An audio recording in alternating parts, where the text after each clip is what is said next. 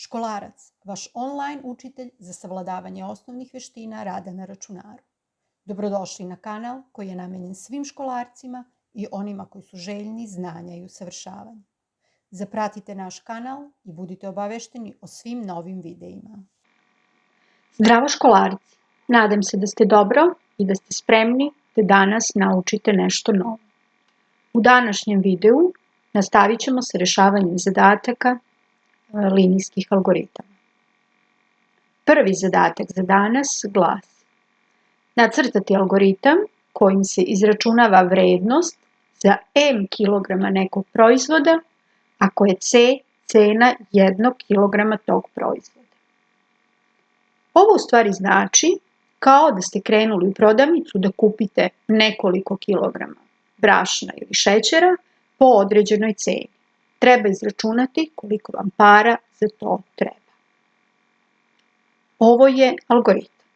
Naravno, početak i kraj. Između imamo ulazne jedinice. Ulazne jedinice su nam cena tog proizvoda i količina koju želimo kupiti. Zatim računamo vrednost.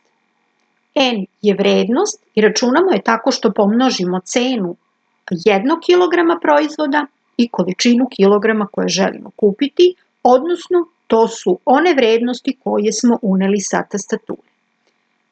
To je obrada podataka, odnosno računanje i crta se u pravougaoniku.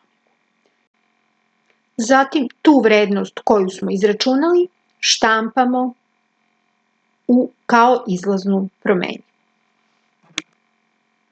Sledeći zadatak glasi: ako je kurs evra u menjačnicama, nacrtati algoritam kojim se izračunava koliko se dobija dinara zamenom zadate sume novca S u evrima.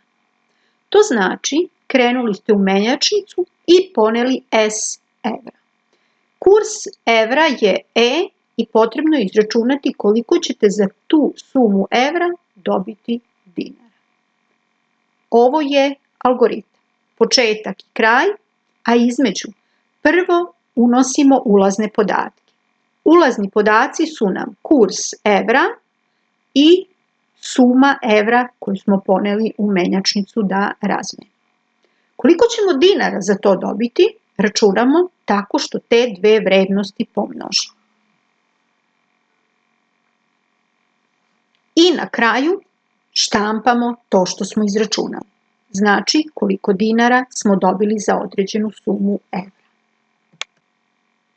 Sledeći zadatak glasi: dat je broj dana. Nacrtati algoritam kojim se izračunava koliko je to sati, minuta i sekundi.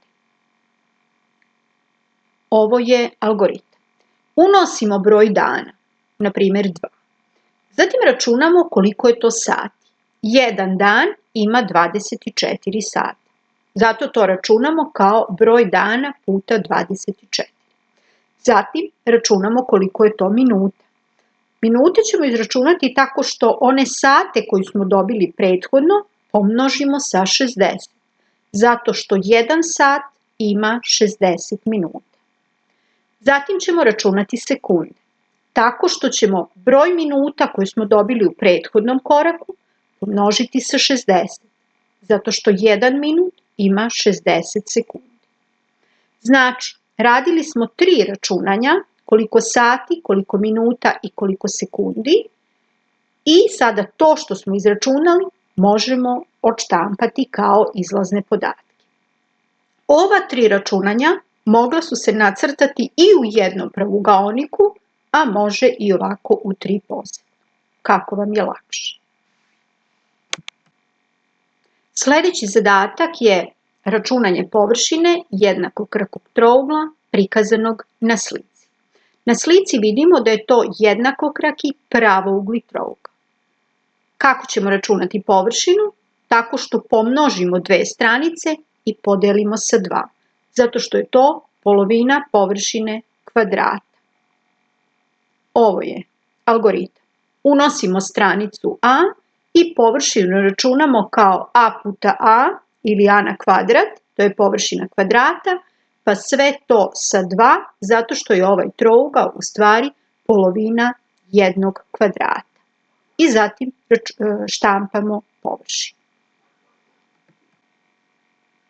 Sljedeći zadatak glasi: ako je poznata brzina kretanja automobila između mesta A i B i vreme za koje je vozač automobila prešao taj put, nacrtati algoritam koji određuje udaljenost između tih mesta.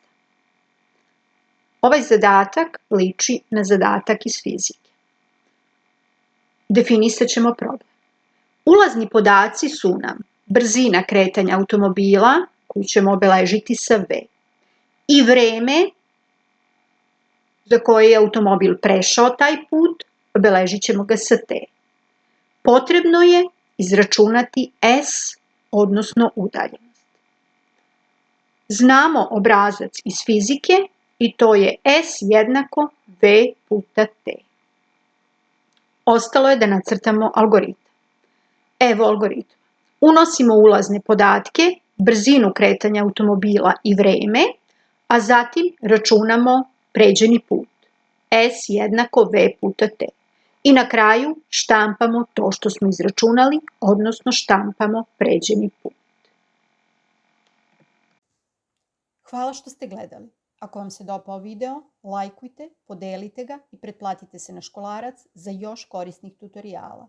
Vidimo se u sljedećem videu. Pozdrav!